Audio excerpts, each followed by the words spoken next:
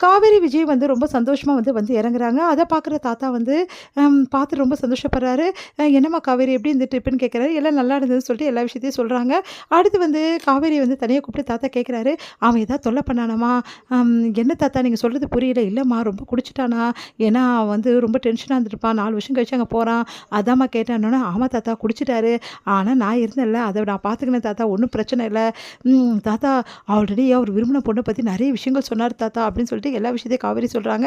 அத கேட்டு, "ஆமாம்மா அவன் ரொம்ப சந்தோஷமா இருந்தான் அந்த பொண்ணு கூட. அந்த பொண்ணு தான் இப்படி ஏமாத்திட்டு போயிட்டா. சரி பரவால்லம்மா. இப்ப அதெல்லாம் மறந்துருவான்ல அவன்." அப்படின்னு. "தாத்தா எல்லாமே வந்து அங்க போனோனே அவர் சரியாயிட்டாரு தாத்தா. எந்த பிரச்சனையுமே கிடையாது. இப்ப அவர் மனச விட்டு நெறைய விஷயங்கள் பேசினாரு." அப்படின்னு சொல்றாங்க. "இன்னொரு விஷயம் தாத்தா." அப்படின்னோனே, முன்ன மாரி இல்ல தாத்தா அவரு. என்கிட்ட ரொம்ப அன்பா நடந்துக்கிறாரு." அப்படின்னு. "நிஜமாவாம்மா?" அப்படின்னு. "ஆமா தாத்தா." அப்படின்னு சொன்னோனே தாத்தா சந்தோஷப்படுறாரு. விஜய் வந்து ஆஃபீஸ்க்கே கிளம்பிட்டு கீழ வராரு. பிரேக்ஃபாஸ்ட் ரெடியான்னு சொல்லிட்டு காவேரி வந்து பிரேக்ஃபாஸ்ட் எடுத்துட்டு வராங்க. "நான் எவ்வளோ சொல்லியும் கேட்காம இவளே வந்து பண்றா." அப்படின்னு சொன்னோனே, "பரவாயில்ல சித்தி அவளே பண்ணட்டும். அவ நல்லா தான் பண்ணுவா." அப்படின்னோன அதிர்ச்சி அடைறாங்க எல்லாருமே. "விஜயா இது?" அப்படின்னு சொல்லிட்டு உடனே வந்து இல்ல அங்க வந்து நாங்க போனோம்ல, அப்போ ஒரு பிரேக்ஃபாஸ்ட்லாம் ரெடி பண்ணி குடுத்தா ரொம்ப நல்லா இருந்தது. அதனால தான் சொன்னேன். நான் சொன்னேன்ல அவருக்கு பிடிக்கும்னு சொல்லிட்டு." அப்படின்னு சொல்லிட்டு காவேரி எடுத்து வந்து வைக்கிறாங்க. "என்ன காவேரி இன்னைக்கு என்னைக்கு பண்ணியிருக்க? அதே தான் பண்ணியா?" இல்லங்க அதோட ரொம்ப டிஃப்ரெண்ட்டா பண்ணியிருக்கேன். சாப்பிட்டு பாருங்க." அப்படின்னோனே, நல்லா தான் பண்ணியிருக்கேன்." அப்படின்னு சொல்றாங்க. "தாத்தா நீங்களும் சாப்பிடுங்களேன்." "நானாம்மா?" அப்படின்னோனே, "ஆமா தாத்தா ப்ளீஸ் தாத்தான்னோனே." தாத்தாவும் சாப்பிட்டு பார்த்து, "ரொம்ப நல்லா இருக்கே." அப்படின்னோனே, உடனே வந்து பாட்டியும் வந்து அவங்க சித்தியும் பார்க்குறாங்க. "என்ன இவ இப்படி பண்ணியிருக்காளே?" அப்படின்னு சொல்லிட்டு, நிஜமாவே நல்லா இருக்கா?" "ஆமா நல்லா பண்ணியிருக்கா. நீ வேணா எடுத்து சாப்பிட்டு பாரு. எனக்கு அதெல்லாம் பிடிக்காது. அவ பண்ணதெல்லாம்." அப்படின்னு பாட்டி சொல்றாங்க. "பாட்டி எனக்காக சாப்பிடுங்க பாட்டி. அதெல்லாம் ஒண்ணும் தேவையில்ல." "இல்ல பாட்டி நிஜமாவே சாப்பிடுங்க. எல்லாருமே சாப்பிடுங்க. ரொம்ப நல்லா பண்ணியிருக்கா." அப்படின்னு சொல்லிட்டு விஜய் எல்லார் முன்னாடியும் பாராட்டுறாரு. அத கேட்டு வந்து தாத்தா வந்து அதிர்ச்சி அடைறாரு. உடனே பாட்டியும் அப்படியே பார்த்துட்டு இருக்காங்க.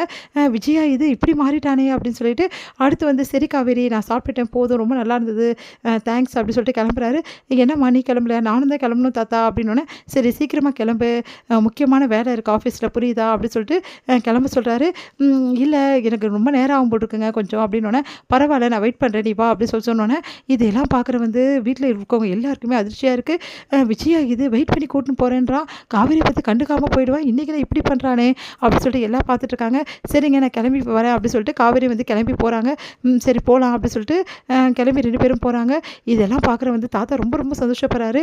விஜய் வந்து உண்மையிலேயே மாறியிருக்கான். காவேரிக்காக தன்ன மாத்திக்கினான். கூடிய சீக்கிரம் இவங்க 2 பேரும் வாழ ஆரம்பிச்சுடுவாங்க. அப்படின்னு சொல்லிட்டு தாத்தா ரொம்ப சந்தோஷப்பட்டுட்டு இருக்காரு. அடுத்து நிவின பார்க்க ராகினி போறாங்க. ராகினி போயிட்டு வழி மறிக்கிறாங்க. "நீ உனக்கு என்னதான் வேணும்? ஏன் சும்மா தொல்ல பண்ற?" அப்படி சொல்லிட்டு கேட்குறாரு.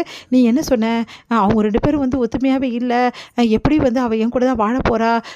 சீக்கிரமாவே வந்து என் கூட நான் வாழ ஆரம்பிச்சுடுவா. நானும் அவளும் சேர்ந்து வாழ போறோம்." அப்படின்னு சொல்லிட்டு காவேரி பத்தி சொன்னியா இல்லையா? "ஆமா சொன்னேன். இப்ப என்னன்ற? இன்னைக்கு கூட அவங்கள பார்த்தேன். 2 பேரும் சந்தோஷமா வந்து கார்ல வந்து டிரைவ் பண்ணிட்டு வராங்க. ஜாலியா ஓட்டிட்டு இருக்காங்க." அப்படின்னும்போது அவங்க 2 பேரும் அவ்வளோ சந்தோஷமா இருக்கும்போது, "உன் கூட எப்படி வருவா அவ?